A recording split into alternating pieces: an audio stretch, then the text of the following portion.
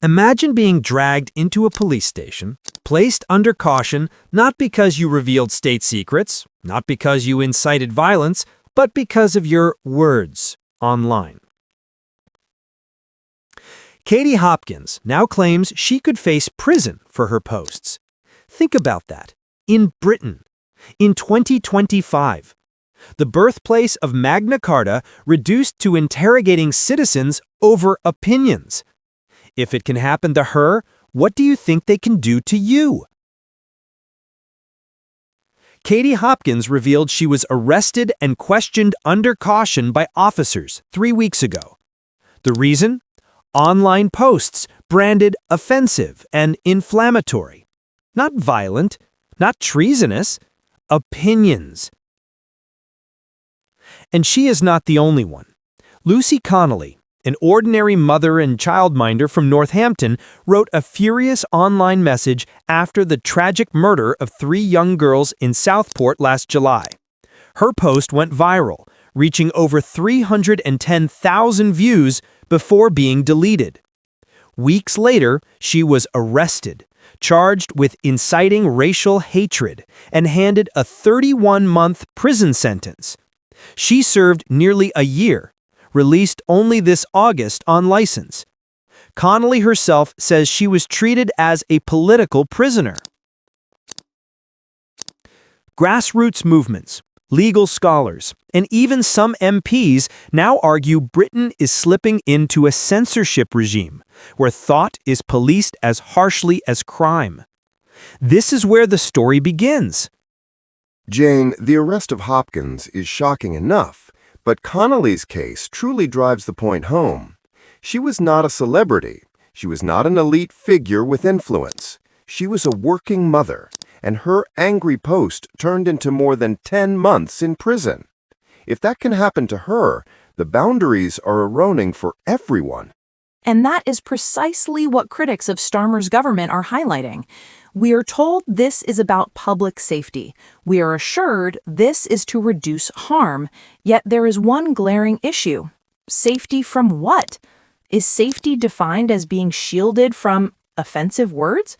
If so, then every speech, every criticism, every piece of satire could one day fall foul of the law. Take Britain's long history. The suffragettes were labeled dangerous. Trade unionists were branded extremists. Orwell was warned his writing could destabilize society. Again and again, the state has claimed suppression was necessary for safety.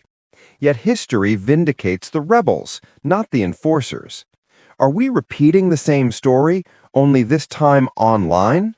That comparison is illuminating, John. Today's battleground is not the streets, but the digital square. Millions log on daily to say what they think, to scroll, to share, to joke. And yet the online safety bill has stretched police powers to intrude into that space. The police are no longer responding only to crimes, but to complaints of feelings hurt. That is something deeply dangerous in a democracy. And the imbalance is striking. Multiple accounts aligned with government messaging remain untouched, even when they use hostile, aggressive language. Meanwhile, voices outside the circle are targeted swiftly, harshly, and very publicly. People cannot help but feel we are looking at selective enforcement, not universal justice. Which feeds into a wider concern. Across Europe and North America, speech codes are being tightened. Some call it safeguarding. Others admit it is censorship by another name. Germany, France, Canada, they all experiment with heavier online controls. Yet Britain was once the champion of liberty, the country that exported free speech principles to the world. To see this island reversing course is alarming. Polls bear that out. Over 60% of Britons say free speech is under threat. That is the highest since records began. And this sentiment is not only expressed by pundits, it is felt in living rooms, at pubs, in retirement communities. People sense the climate has changed. They moderate their voices now, not out of respect, but out of fear.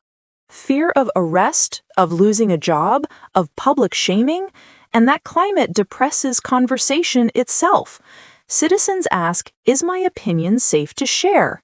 If democracy depends on a marketplace of ideas, what happens when the stalls start to close? You have only loudspeakers operated by the few and silence enforced upon the many. And yet, Jane, the pushback is stirring. Protesters gather outside Parliament holding placards quoting John Stuart Mill. Online groups raise funds for legal defenses. Petitions demanding reform of speech policing attract hundreds of thousands of signatures. Britons are refusing to sign away their traditions because they know speech is not the gift of the state, it is the possession of the people. Starmer's answer so far has been to double down. Words have consequences, he insists. Yes, they do, but consequences should mean debate, not detention. Accountability should mean rebuttal, not interrogation under caution. His remark proves the government does not grasp the distinction, or worse, does not care. And that brings us back to history.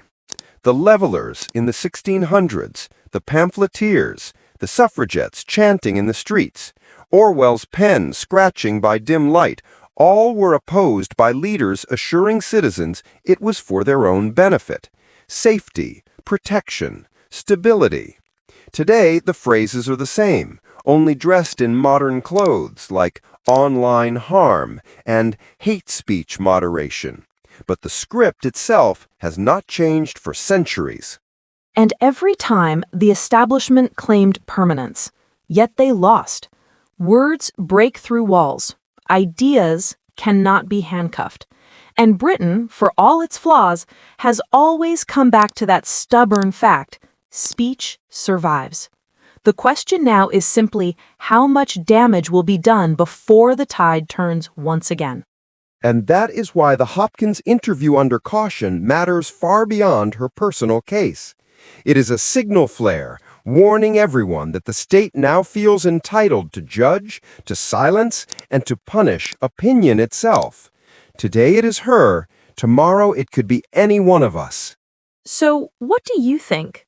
Are these cases a necessary defense against dangerous speech, or are they proof that Britain is drifting into a censorship state? We want to hear your view in the comments below. And if you believe in debate, if you believe Britain's voice should never be dictated from above, subscribe now to Alert View and ring the bell. Do not stay silent, because silence is exactly what they are counting on.